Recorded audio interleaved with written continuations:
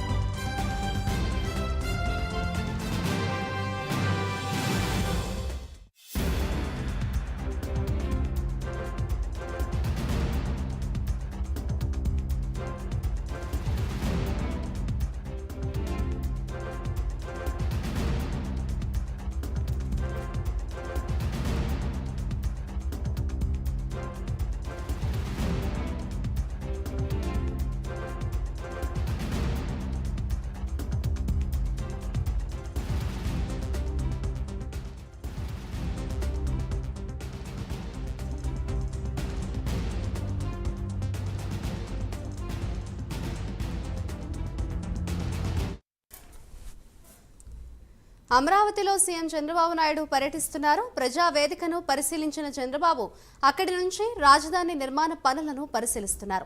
ఉద్దండరాయునిపాలెంలో ప్రధానమంత్రి నరేంద్ర మోదీ గతంలో రాజధానికి శంకుస్థాపన చేసిన ప్రాంతానికి చేరుకున్న చంద్రబాబు ఆ ప్రాంతానికి నమస్కరించారు.